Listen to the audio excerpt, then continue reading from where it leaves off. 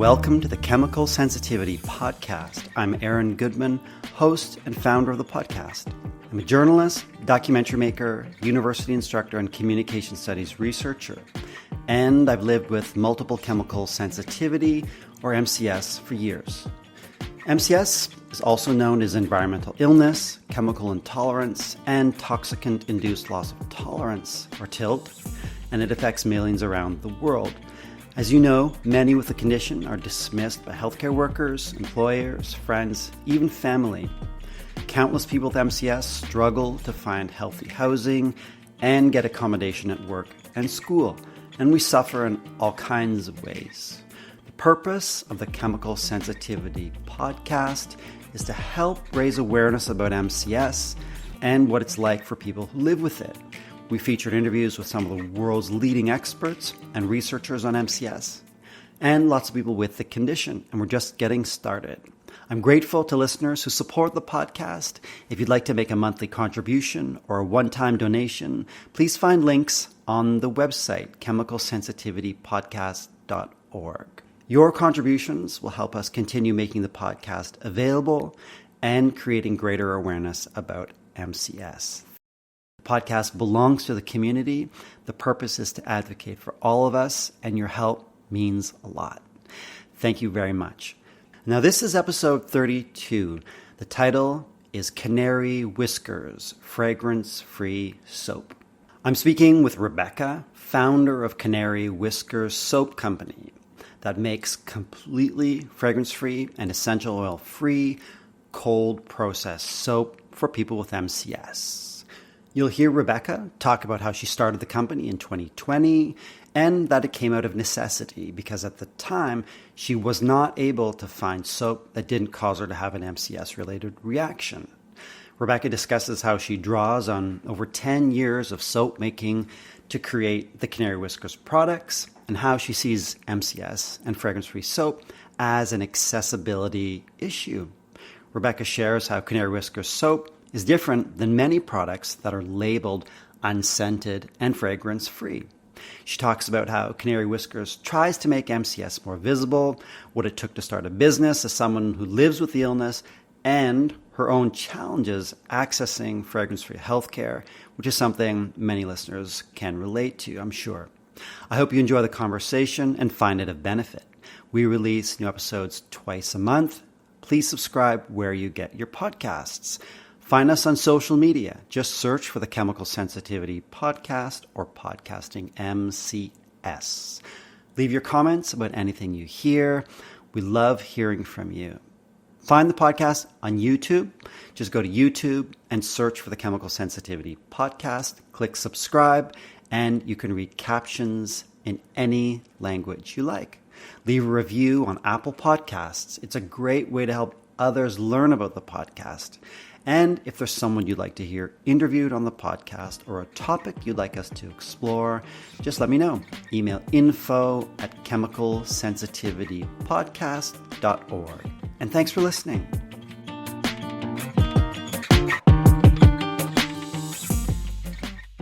Well, hi, Rebecca. Thanks so much for taking time to speak with me. No, thanks for having me. It's a pleasure. A lot I want to talk with you about. Maybe we could start with, just for listeners' sake, you want to say a little bit more about you and maybe if you have any personal lived experience with MCS or related illnesses, it might be interesting for listeners. My story is pretty basic. It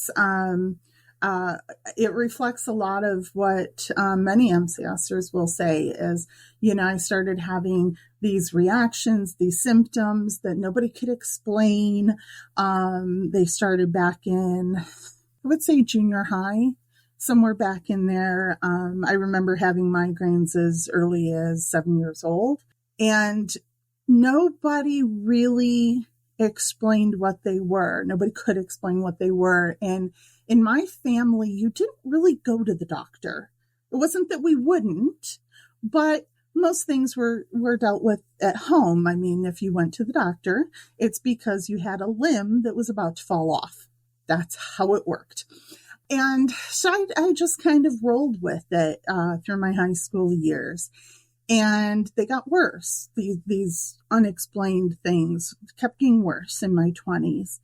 And then I started piecing together that there was a fragrance component, and a pretty severe one, that when I avoided fragrances, I didn't have as many of these symptoms. And when I say symptoms, I could go from being completely fine, functional, everything, to acting drunk in seconds. And I don't drink, which was very strange. So a lot of like discoordination, ataxia, you're tripping over your own feet. I would lean to the right side. I'd have to hold the right wall so that I didn't smack my body into the right wall as I was walking down halls. It was kind of a hot mess. But I didn't have a pain component, so it was very difficult to piece all of it together. And through my work, my day job, I have a decent amount of medical knowledge. And a friend said, I really think you have migraines. And I said, but I don't have pain. And she's like, you know that you can have migraines without pain. Oh, there is a realization for you. So that's actually my technical diagnosis, is basilar migraines. And so what do you do with those? And as it turns out, not much, not for this particular kind of migraine. The only thing you can do is avoid the triggers.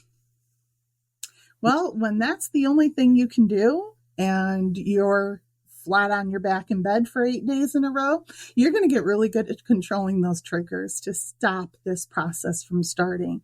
And so that process was about when I was in my early 30s. And I discovered that fragrances and essential oils, through that process, those are my kryptonite. And when I am free of those, when I'm not getting triggered by those, I'm fine. Fully functional. I do my thing. I have a lot of projects that I work on. I'm productive. I just need to manage those triggers so that I don't set off that cascade that is migraines, because they're very difficult to recover from. I didn't even know that MCS was a thing. It's not talked about in the medical community, so I never saw it through my work. And it wasn't until, and I'm going to forget the year, probably somewhere around 2017, 18, something like that, that I even knew there were other people like me. I always thought I was the only one. And I discovered there were other people like me, and a lot of us. And so that's probably a lot of the same story other people will tell. I don't know what triggered it. I have no idea. To this day, I still don't know what started it. I just know it's kind of like when you go to the doctor and you say, hey, doc, it hurts when I do this. And they say, stop doing this. You learn to stop doing it. So I don't do fragrances and essential oils, and I maintain my function. Yeah. Thank you, Rebecca. You mentioned you had a job. Do you want to tell people what your former work was? Sure. So I have been in the non-clinical side of medicine since the mid-90s. I was a transcriptionist, medical transcriptionist, which is always fascinating. And then I retrained through an online school that specializes in medical coding. And I went on to have my medical coding certificates, and as of recently, I was an inpatient coder, which doesn't mean a lot to many people, but I would access hospital systems and dig through the patient charts to assign those codes. So if a patient went in for an appendectomy, for an appendicitis, they would have to have an appendectomy. And from the ER to discharge, I had to read every one of those records to be able to assign the codes. And I taught coding as well. But that's where a lot of my medical knowledge comes from, because you have to be extremely educated in those processes to be able to do that job. Understood. And there's a connection, because through your work, you mentioned you recognize that multiple chemical sensitivity is not a recognized illness? I honestly cannot say that in 25 years that I remember ever having somebody come across my desk who was designated as having that.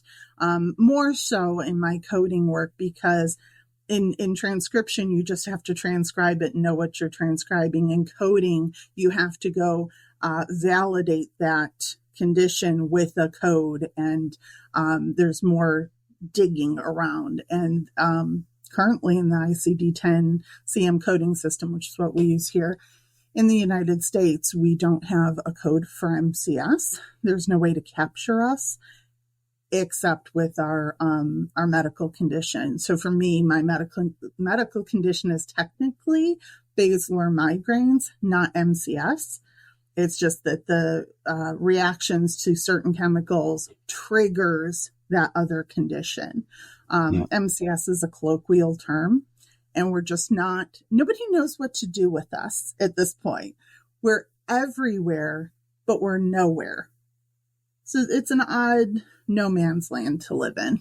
Yeah, it is. And the illness is real. It's just that the medical profession, they don't have the training and they don't recognize it. So ultimately, they're treating the symptoms of the illness rather than the root of the illness, which is the problem. But I wanted to ask you, as we want to talk more about your soap making, when did you start making soaps, and when did you start Canary Whiskers? Canary Whiskers launched on National MCS Day in 2020. So I believe that was May 12th, 2020, right in the pandemic. But it had been in production for about a year before then. But I've been making soap for well over a decade. Yeah, so you had years of soap making before you actually started the company? Oh, yeah. Yeah, it was a necessity is the mother of invention issue. I had learned early on that there were some things I just wasn't going to get from society. And when I can't get X anymore, then I go, okay, so if I can't go buy it, how do I do it myself? Do I make it myself? How do I do that? Because there's a need. How do I fill that need? And so that's when I learned to make soap, was just because I no longer could get safe soap for me personally. Right. So it was out of necessity. You started making it for yourself, and then you thought, hey, this could be a product that could be helpful for others. Yeah, what had happened is I had been making soap for several years, and I actually had an instance where the reason why I started making soap was I had found a soap maker, who makes soap like I do. And I bought soap from her, and it was glorious. It was fragrance free, just like I asked. It was lovely stuff. And so when I reordered, it came in and it smelled just horribly like patchouli. I couldn't even open the package. And when I had contacted her, she said, oh, well, it was curing in the same room with a batch of patchouli, and my soap had absorbed those essential oils, and it made it useless to me. And so I learned to make my own soap, and I was making that for years for me and my family. And then I learned that there were other people like me. I found a Facebook group of MCSers, and I went, whoa, there's a lot of people like me. And then it dawned on me that a lot of people with MCS can't make their own soap. Sometimes it's they can't be around certain of the ingredients for various reasons. They may have different levels of disability, like physical disability. You have to be able to, stay attentive to the process for X amount of time. But if you have a short attention span as a result of any number of factors, including MCS, that means the likelihood that you're going to make your own soap is very low. And I'm a firm believer that everybody has something to contribute. And if you see a need and you can uniquely fill that need, everybody's kind of better for you doing that. So I already knew how to make soap. I found that there were other people like me, And I also have, I am completely fragrance free, essential oil free. Everybody around me and everything around me, including the air, is completely fragrance free. And that means that if I made soap to sell to other MCSers, so to meet their needs, then my packaging is going to be fragrance free and the soap is going to remain fragrance free. And that is a unique combination that is not available. So you might find a soap maker who says, oh, well, I'll just make you a batch that's fragrance free, but it's being made on contaminated equipment in a contaminated space by people who are likely wearing fragrances themselves. So anytime any of it touches their, if it rubs against their clothes, it's now contaminated. And I knew that if I made the soap, I could take a lot of that cross-contamination down to almost nothing. And then that product becomes accessible because most people will agree we need soap. We need to be able to maintain our bodies. And a lot of MCSers just didn't have that option. And I think it's a huge fail of society that we don't pay attention to those things. So anyway, long answer to a very short question. And what kind of products do you make? I mean, people can check out the website, and a lot of people are already familiar with your products, Canary Whiskers. But for those who aren't informed yet, who aren't aware of your company, Canary Whiskers, and the soap you make, what kind of soap do you make? We make what's called cold process soap.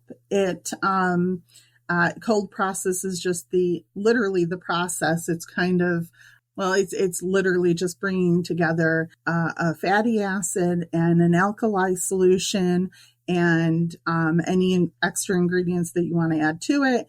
And it pours out. It looks like cake batter when it pours out, and then it saponifies in the mold. And so that's the process that we use. It's called cold process. And we really make basically 3 products. We have a full-size bar soap and a miniature of that full-size bar soap. And then we have travel sticks. And that's where we stay. That's our wheelhouse. Where a lot of that becomes more useful to the MCS community is how and why we do it. So all of our products are fragrance free and free of essential oils because I'm the soap maker and I can't be around those. So my safety becomes everybody else's access, which is nice. And then what we did is we talked to the MCS community and said, what do you guys need? And the responses were kind of fascinating because in the soap making community, going completely vegan is seen as highly desirable. But it's actually not. Soap for forever has been made out of whatever oil was available. And each oil will have a different property. But so we ended up doing different series. So like our heritage series is the oil used is tallow, beef tallow, the end. Our classic is lard. That's the oil that's used. And that makes vegans cringe. And I understand that. But there are people with a thing called salicylate allergies, and those people can't use plant-based soaps because they get reactions. So those people need that animal-based. On the flip side, I also know that people who are vegan aren't going to want those too. So the other 3 that we have are vegan. And depending on the additive, maybe, one of them might have honey in it. So, obviously that one wouldn't be, but from a base oil standpoint, it would be. So that's the Select has coconut oil as its oil base. Signature has a combination of olive oil and coconut oil. And the Heirloom has olive oil only. And all the oils are as best as we can possibly get them. So they're, like the olive oil is organic extra virgin olive oil, because in the soap making community, you can get this stuff called pumice, which is the dredge bits of all of their leftover from the other pressing that they add chemicals to. And then it's sold to soapers to make cheaper soap. But the addition of those extra chemicals can cause people like us problems. So I avoid all of that, and I just go for the best ingredients because it gives us a fighting chance for the soap to be useful to more people with MCS. So we have options for people who are vegan, people with salicylate allergies. We have coconut-free options for the same reasons. And we tried to hit combinations that made it accessible to the most people possible. Even with the additives that we do, we have options for what I call original, which is it's just the soap, nothing more. If you're having reactions and you don't know what they are, go simple. That's the original. But we have a coffee bar in the signature line. We have a coffee bar. And with that, we sourced organic whole beans and we ground them. Again, so that we give people the fewest chemicals as possible in that process so that it's accessible to more people. And we've stayed there because that's important. The other part is that cross-contamination is a big deal to people with reactions. We don't have anything with gluten, right? Even the oats that we use were sourced organic and gluten-free because I didn't want to introduce that into the space. But we actually have each of those 5 oil lines have their own small wares. Like you use utensils that you use for cake making, you use for soap making. They call them small wares. So the spatulas and the, anything that you're using to mix or to cut or wrap or whatever, every one of those 5 different oil combinations has their own small wares. So that somebody with a salicylate allergy who needs that animal base, there's a lesser chance that they're getting a cross-contamination in there. And we make in large batches so that when we're making olive oil soap, that's all we're making. And then when everything is packed up and put away, we clean everything down and then we pull out a different oil base and we make that soap. And that's the process. It's doing those simple things that logically are meaningful to the end user. Rebecca, how are people with MCS responding to Canary Whiskers soaps? And do you ship across US, Canada, beyond?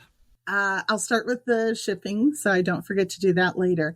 Right now, we are in the US. We do ship to Canada. We haven't gone beyond that, though. I have made. If somebody contacted me directly and said, if I say the person I was talking to was in Germany, and they basically said, I've got a group of people here, and if we place an order like this, I know it's a pain, would you do a one-off to ship to us here? And as long as we agree on the terms, I can do that. I mean, we're a small business and I can make those accommodation requests if the logistics line up. I noticed once you get into some of like the European countries, you end up with taxes on the recipient side that are beyond my control. And that can make it oppressively expensive for them to order. I watch it. I hope we can expand out because MCSers don't just live in the United States. We kind of live everywhere. But so right now, that's how shipping is. We are definitely on the website. You can order US and Canada with no problems. And then beyond that, we're just waiting for the logistics to let us. How do they respond? In shock and awe sometimes. I can't believe somebody actually did this. They don't get any validation that their needs are important. They're usually having to I say they, it's me too. We usually have to beg and plead and fight and everything's a favor. Can you please, pretty please do this for me? When in reality, a lot of these things are accommodating people with disabilities is not as difficult as society makes us think if they actually listen to the people who need. So I've had people literally tell me that they've cried. I had one who has that salicylate allergy say that they used the Heritage, and it was the first time in years that they got out of the shower and weren't scratching to the point where they were raw. You don't really realize how much the absence of pain equals pleasure until you realize that there are people who head to toe are scratching because of these reactions and can't find a product without that ingredient that's causing that itching. It's weird. It's soap. It's so simple, right? But it makes a difference. And I've heard that from a lot of the MCSers. And then we make a travel stick. That was kind of another one of those necessities, the mother of invention, because when people with MCS go out into the public, and we have varying ability to do that. My ability to do that is nil. But if you've got an MCSer who, and sorry for using such a colloquial term, but if you've got somebody like us who can still go into restaurants, can they wash their hands before they go eat their food? They can't. It's going to smell like fragrance. You just put fragrance on your hand. Traveling becomes a nightmare. Even with the TSA, you can't take liquids on the plane. And so I went, I bet there's a way to make a stick. It's just bar soap and a stick. And then you can stick it in your purse, your diaper bag, your glove compartment, wherever. And now people with these reactions can take their safe soap with them. That was huge. We don't get that consideration. If somebody makes a travel soap, it's like, oh, but they added essential oils, they added fragrance.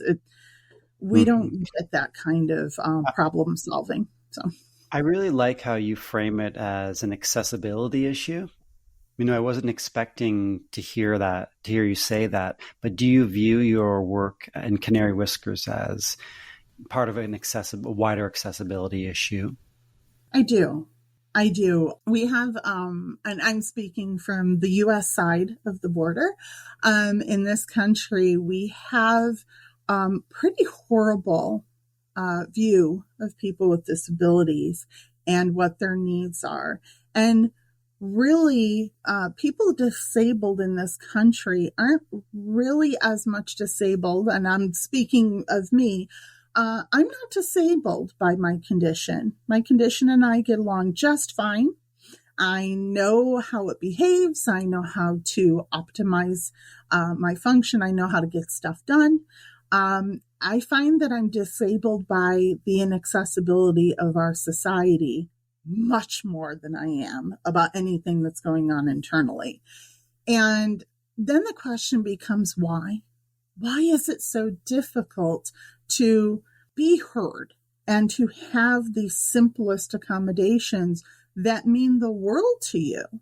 If I say, and part of it is what products are available. So if I say to a medical office, I have this disability and I need this accommodation. That's how it's worded in the United States. And you find out that they're using fragranced products and fragranced hand soaps. If you're going to a dentist, their hands are right there and you can't wear a mask to protect yourself. And then the next question is, why don't they know to be fragrance free? Do they not think of it? These are healthcare professionals. They should know. And sometimes it's kind of like in the United States, we had smoking everywhere for decades. Smoking was everywhere.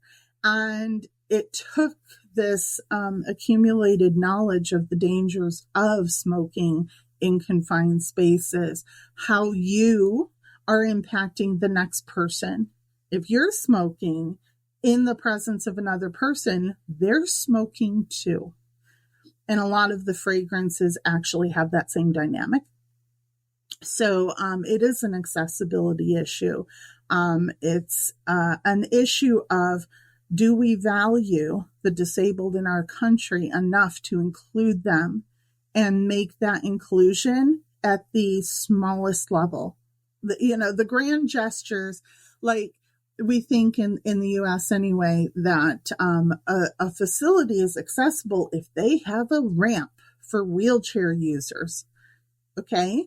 But if you put a garbage can at the top of that ramp, you have a ramp, but you're still not accessible.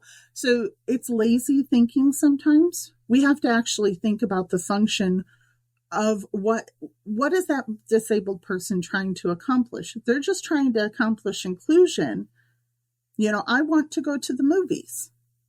I haven't in decades, but I would like to go to the movies. Well, if I'm a wheelchair user, that's a ramp.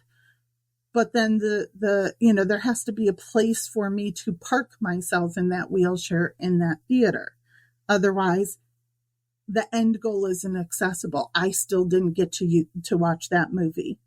So, for me with a fragrance reactive disability, if I want to go to that movie, even if I can get in the front door, which I can't, but if they're pumping fragrance into that movie theater, is that movie accessible? It's not. But they go, but we didn't have an air freshener at the door. And I go, great, that still didn't accomplish the goal. And a lot of times the goal isn't inclusion for people with disabilities. So when there's any company somebody who's disabled can say, look, we're so important that there's an entire company that exists for my needs, it changes the narrative a little bit. And when you're living with MCS, you're kind of accumulating those little wins. So we're kind of part of that in some way, hopefully in a bigger way than I know, but, we have to be able to be present, and for a company to exist just for us is part of that awareness and that visibility of an illness that, generally speaking, isn't visible.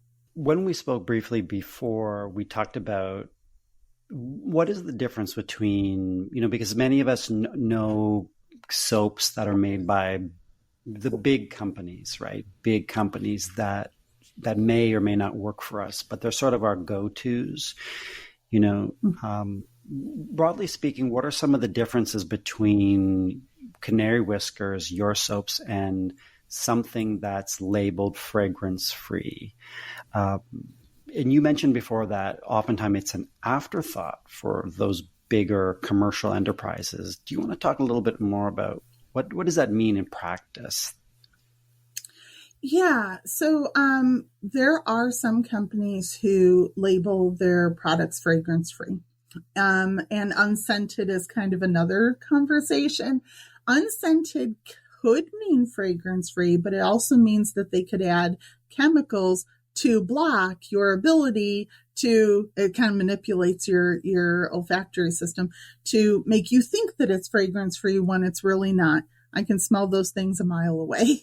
So unscented isn't safe for me. Fragrance-free is closer, but then you still have to read the ingredients to see if they've used chamomile or lavender, because technically it's not a synthetic fragrance, but it's an essential oil that has a high probability with MCSers to be another reactive agent. So, and there's another part that the general public doesn't know. If a product in the United States is being sold as a soap under FDA guidelines, you don't even have to disclose the ingredients, which is frightening when you have reactions, and your safety and your function rely on knowing what those ingredients are and the transparency of that.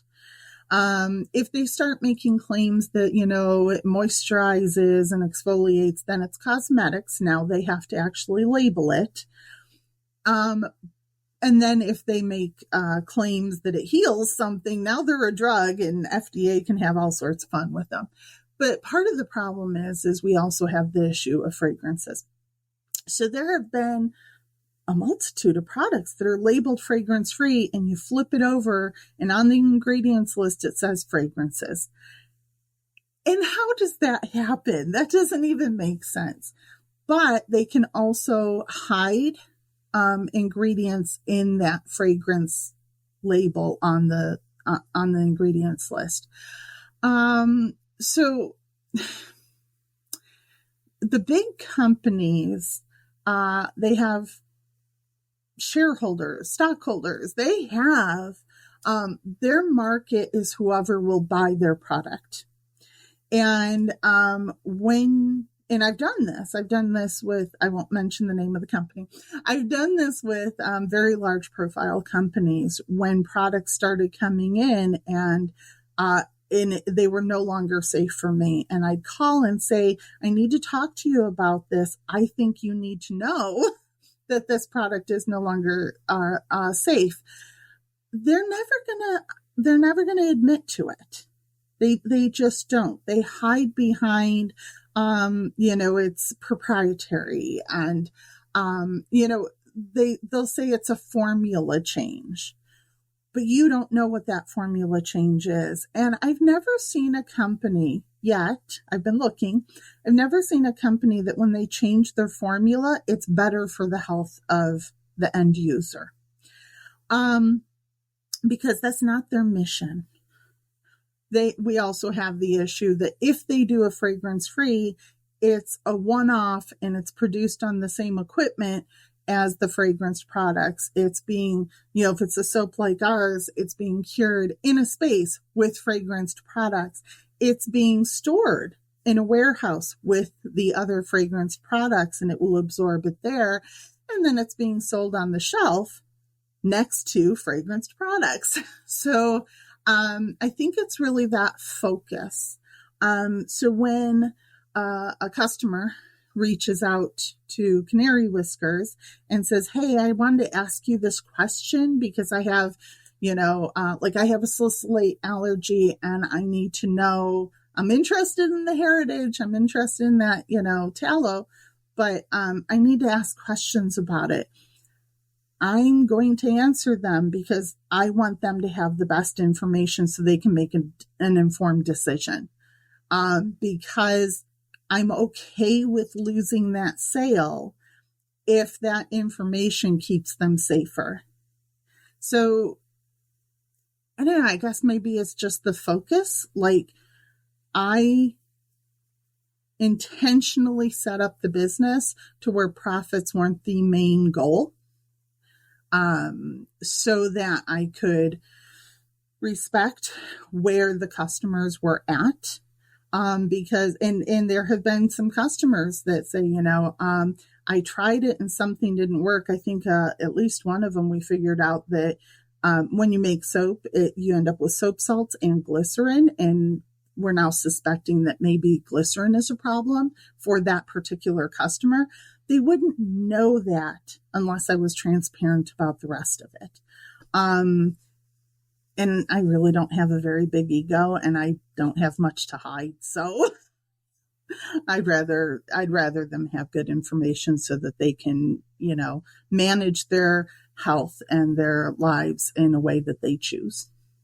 Some people who are listening may be considering or thinking about at some point maybe starting a business of their own, that allows people to sustain themselves, that allows people to support themselves and be in a safe space, right? Because we know that working in the world can often be very challenging.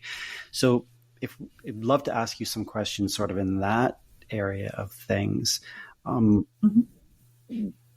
Did it take a lot of research to start? I know you'd been making soap for a long time, but Was there a lot of research and time and financial resources to start your own company? Yeah, I had been making soap for a long time, so that wasn't where I had to really spend any time researching. I did dig deeper into ingredients and cross contaminations, and if I source this product, is it gonna, that's the oats are probably the easiest example. We ended up, because I couldn't find, for the honey oat goat milk, you end up with those ingredients on one of the oil bases. And I couldn't find any oats that were sourced where they were organic and gluten free. So I actually had to get the whole oats and then grind them myself so that I could optimize that particular segment. So there was a lot of digging deeper on the ingredient side, just to make sure I had checked off as much of my want list as possible.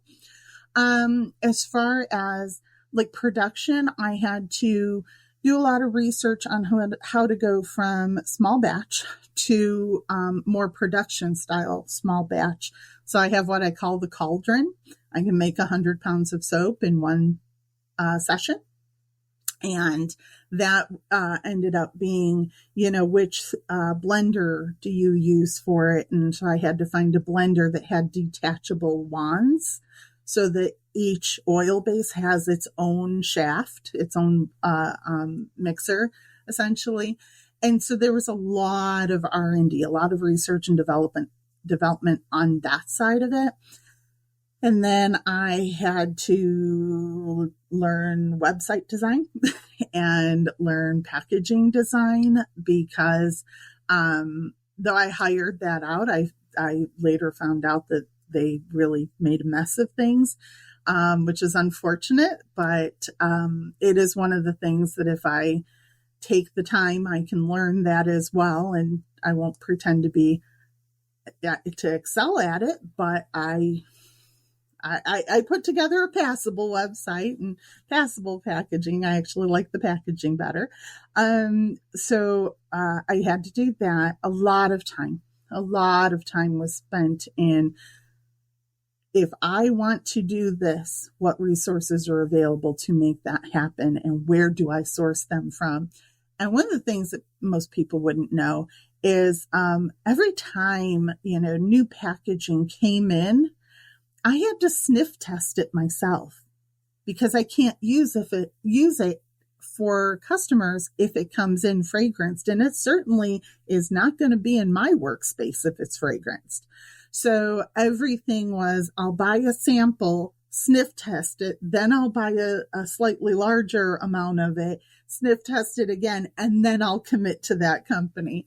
Tons of that. And I ate a lot of expense in products that are, products like packaging and molds and stuff like that simply could not be used because they came from the vendor fragranced. And that's kind of a devastating dance to have to go through, but necessary if you're going to run a company like this. So lots and lots of time in that. Expense, yeah. I worked a year longer than I wanted to at my day job, just to take the profits from it to use for startup capital. And it was in a privileged position that I could do that. The job that my day job is something that can be done remote, and a lot of MCSers do not have that particular advantage. So I did the best way that I could to make the stars align the way that they could, so that you never know what a new business is going to do. But I needed to make sure that it was going to sustain, even if, a pandemic hits. So, we tried to be really strategic in the way that we set everything up, so that this business that we made that was going to impact people's lives directly was going to sustain as long as possible. Hi, it's Aaron, just pausing briefly to say thank you for listening to the Chemical Sensitivity Podcast. You're listening to episode 32. It's called Canary Whiskers Fragrance-Free Soap. I'm speaking with Rebecca, founder of the Canary Whiskers Soap Company that makes completely fragrance-free and essential oil-free cold-processed soap for people with MCS. Thanks so much for listening, and please subscribe where you get your podcasts. If you'd like to support the podcast, please find links on the website, chemicalsensitivitypodcast.org. Your support will help us continue making the podcast available and creating greater awareness about MCS. This podcast belongs to the community. The purpose is to advocate for all of us, and your help really means a lot. Thank you very much. If it's too personal, let me know, but did it allow you to transition out of your previous job? No, the business is still enough in its infancy that it sustains itself, which is good. That's what it needs to do. But it's not something that I can say, oh, yes, I make a good living doing it. It's still in its infancy. It's just not there yet. And part of it is I was surprised, and this is a little more on the personal side, but we started working on this in 2019. And at the time, I had been being shut out of a lot of healthcare. And I thought for sure, I really thought there's no way I'm going to be 5 years down the line and still not have access to healthcare. And that's actually what's happened. We're 4 years later, and I don't have any more access to healthcare. I'm the soap maker. So it's really important that I have access to healthcare, because if I can't sustain, the business can't sustain. And I don't like that. Because, there's a lot of intersectionality when it comes to discrimination.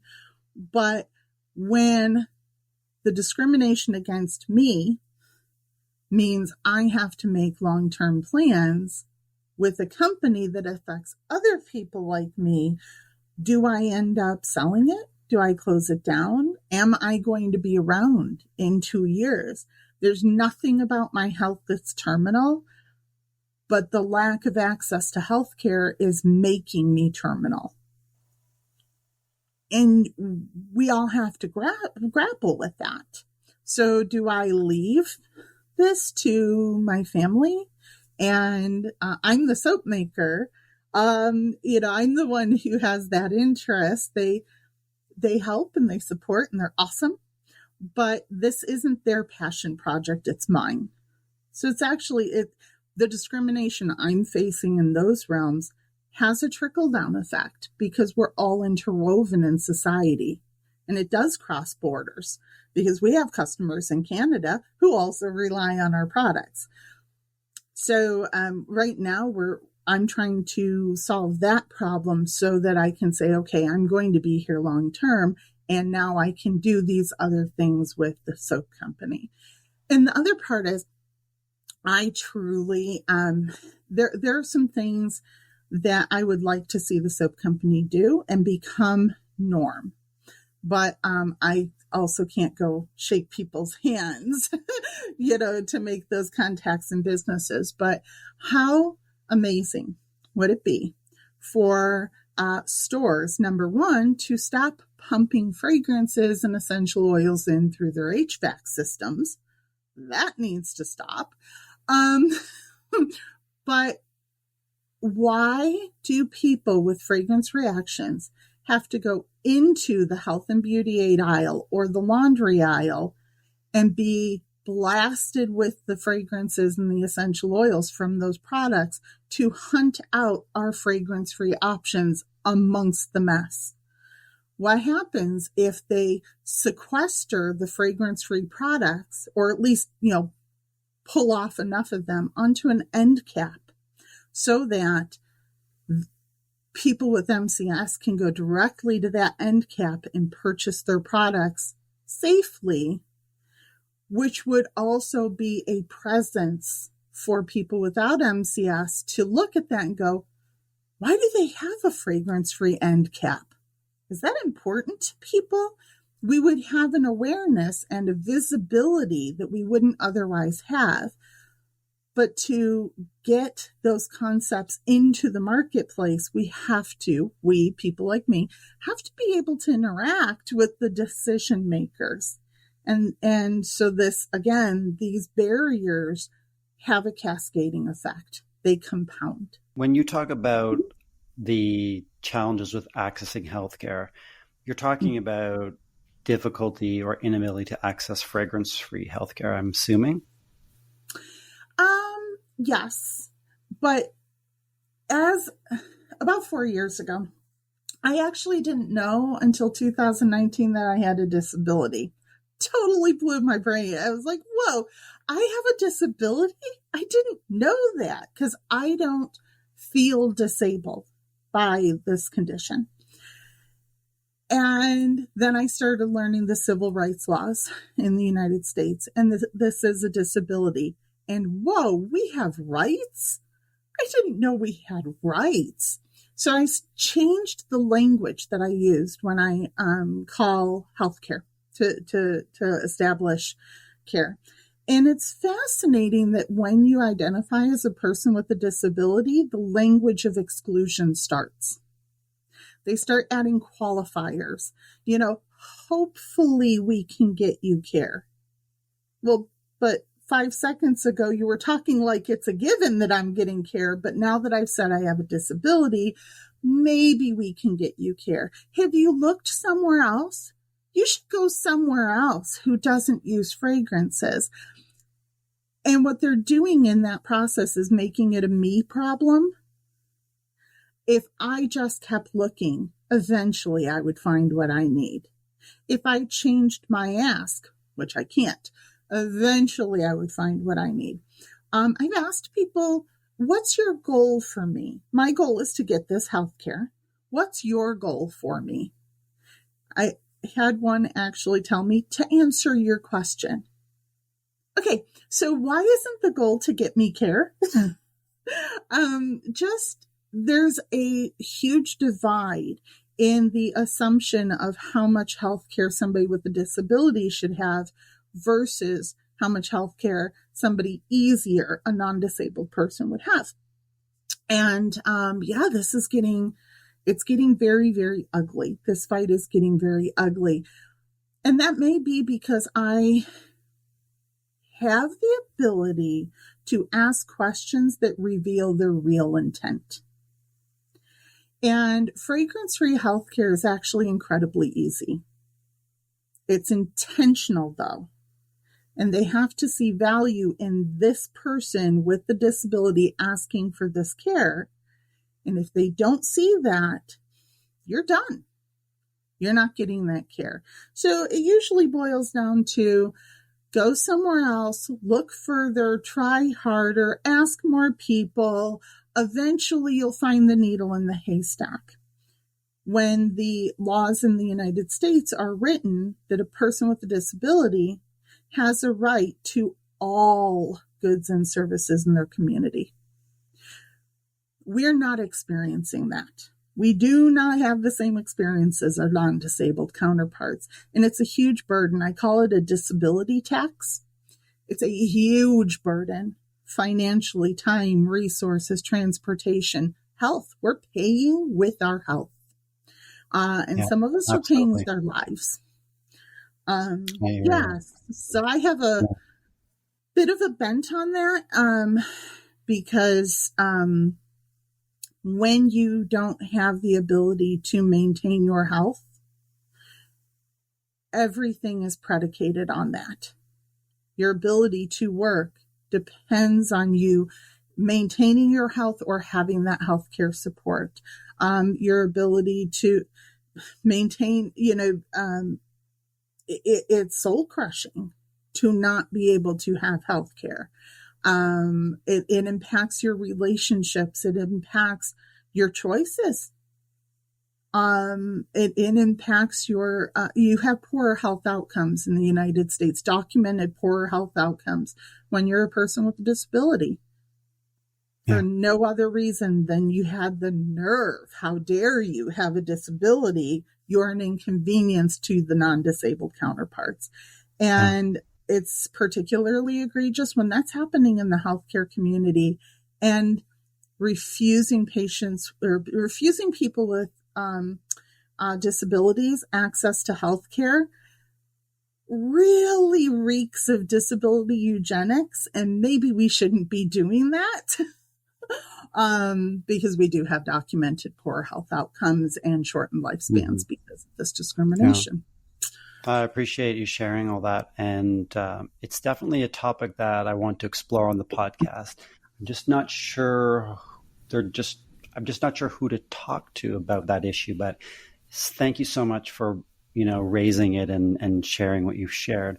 I have two more questions for you, and then I'd definitely be open to anything else you'd like to talk about. But the first question is about for people who are listening who may be considering starting their own business that allows them to, to support themselves, earn a livelihood, make a livelihood, and not be exposed to chemicals. Let me just take that again. I want to ask you one more question. I want to ask you about whether you have any idea.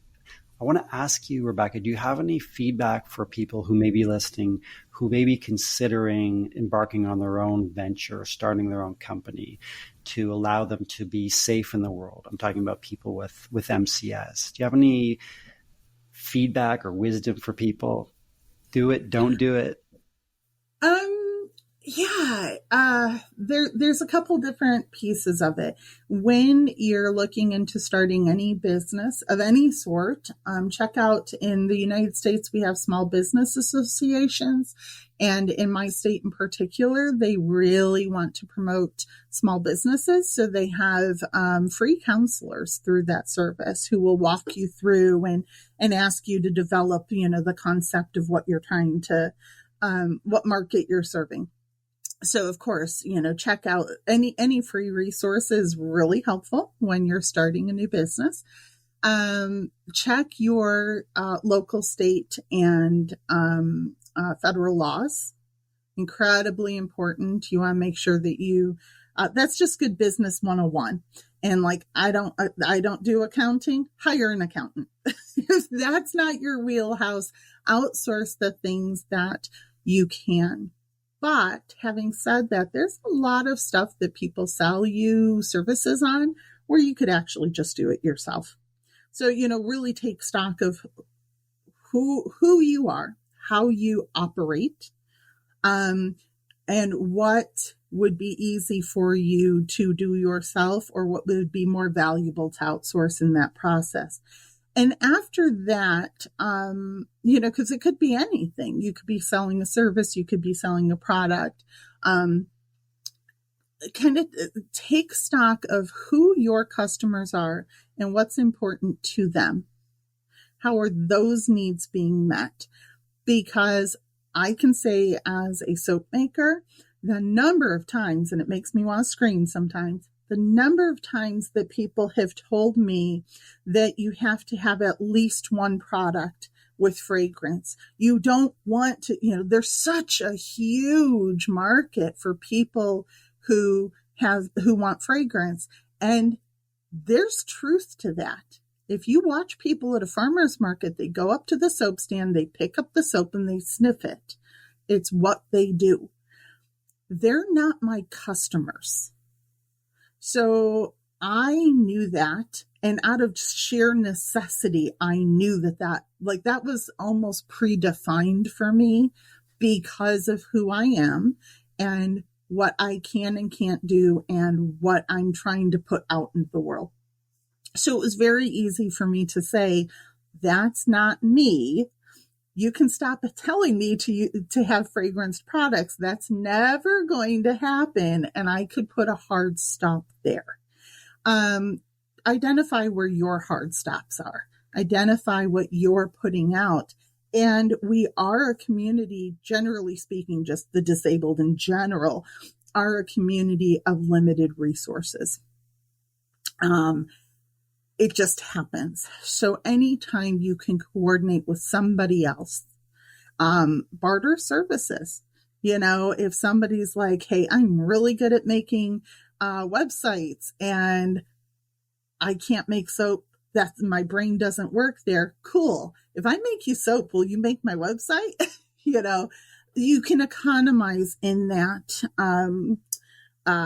just by kind of intentionally thinking it through to its logical conclusion.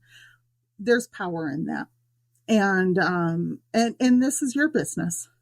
You run it the way you want to run it. Opinions are nice. Thank you for your opinion. But ultimately, it's you. You get to decide. And it's an unfortunate truth, but when you start small businesses, especially when you have equipment, and like for us, we cure the olive oil soap for 9 months. So we have to pay for the oils and let the product sit there for 9 months before it can be sold. All of those factor into it. So economize where you can, because our dollars are limited. But if you're going to spend more money on it, make sure it has the most value to the process, because the whole goal is for you to be able to reach the customers you want to reach.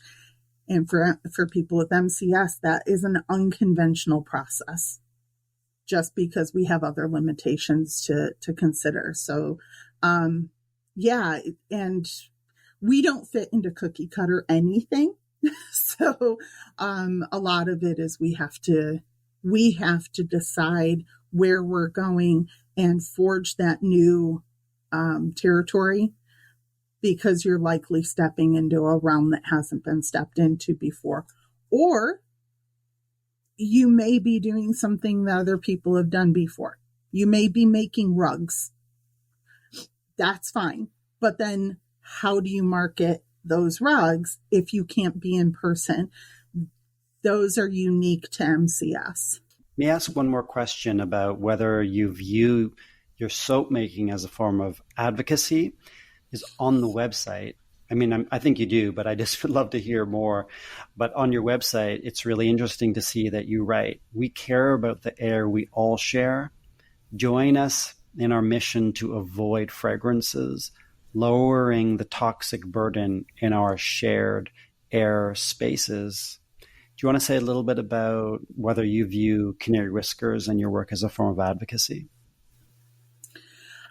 Yeah, I actually wanted to use Canary Whiskers as a platform, as a springboard for a lot of advocacy. And sometimes our best laid plans get changed through no fault of our own. So that is still in the background. I think there's a lot of potential to using Canary Whiskers as a voice for at first it was a voice for MCS. And then I realized that a lot of people have reactions to fragrances and essential oils, whether or not they progress to the point of MCS. And then I realized through learning more about disability, the intersectionality of these things is amazing. So like there are people on the autism spectrum, which a lot of times has a sensory component, and they're having physical therapy in a facility that fragrance is the facility. So you're taking, let's say, children who are in occupational therapy, and you're triggering the very thing you're supposed to be teaching them to, therapy for. It makes no sense. And so there's a huge potential there. And unfortunately, because I'm kind of a one me show, in the process of setting that up, and I had all these visions, like we have miniature soap, and I could put together, displays for, to go into the healthcare facilities, so that you're kind of almost direct marketing to the client, to the other patients, and you're doing education, and you can send, packets of information to healthcare facilities. I actually still want to do all of that. And I got derailed by trying to get my own healthcare needs met, and they're still not met.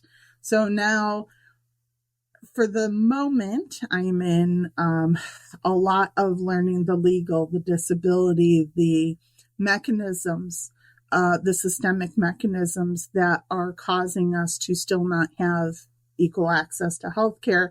And I have a feeling as that piece of it resolves, the two will marry together, and the information that I put out to the healthcare facilities is going to now have more quality information about their legal obligations under US anyway, federal laws. So I think the two sides will come together, and they're not there yet, but they need to be, because fragrance usage in healthcare settings is obnoxiously bad in the United States. And I know you guys have a lot of the same problems in Canada. And it's very strange that they don't hear us.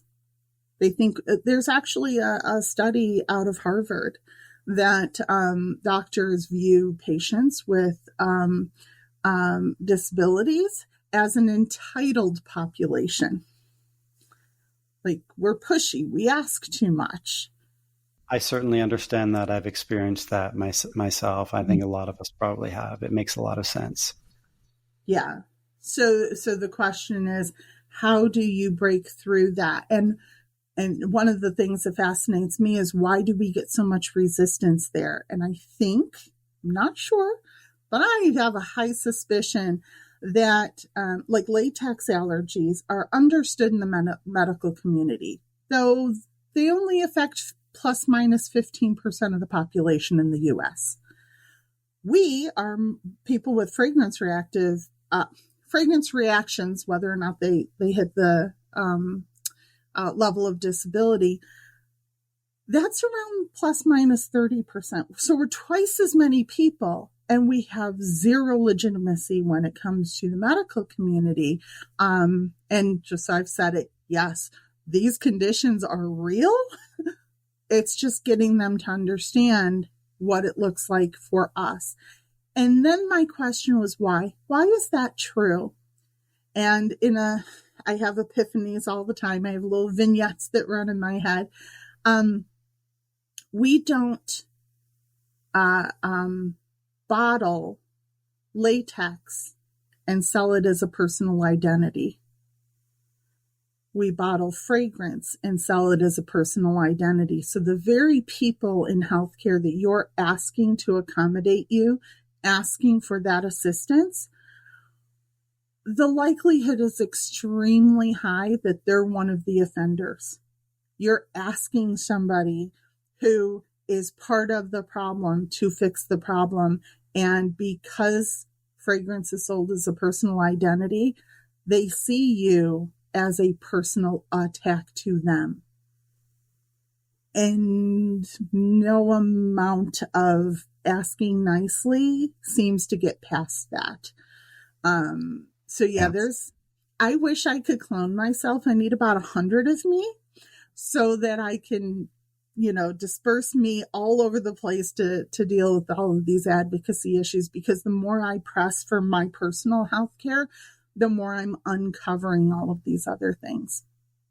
And they play into people with MCS, other disabilities, other marginalized identities. The same mechanisms are being used across the board to silence the voice of many people who are in the minority. And if we can connect those dots, we all together have a bigger voice. So lots of stuff. And I think the soap company ends up being part of that voice. And I think that'll end up changing over time how we best use that. Yeah, it's fascinating hearing you talk about all of that and how it all comes together. Before we go, I want to ask you one more question about the name Canary Whiskers. That actually came from my daughter. and Canary because we are, generally speaking, called people with MCS, for listeners who didn't know this. We are the canary in the coal mine. Literally, we are the warning sign that this stuff is going to eventually kill all of us. It's just hitting us harder now.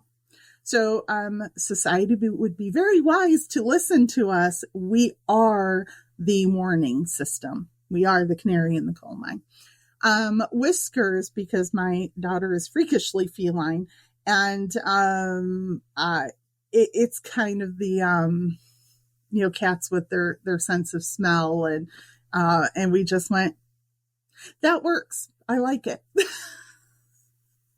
So it was one of those late night brainstorm sessions, and it stuck. So Canary Whiskers. It's wonderful. Well, Rebecca, thank you so much for taking time for everything you've shared. This discussion has gone in different directions that I wasn't expecting, but it's all been really fascinating. So I'm really grateful to you for talking with me and sharing your story and all of your insights and knowledge. Thanks so much. You're very welcome. It was a pleasure. Thank you for having me. That brings us to the end of this episode of the Chemical Sensitivity Podcast. Thank you very much to Rebecca from Canary Whiskers for speaking with me.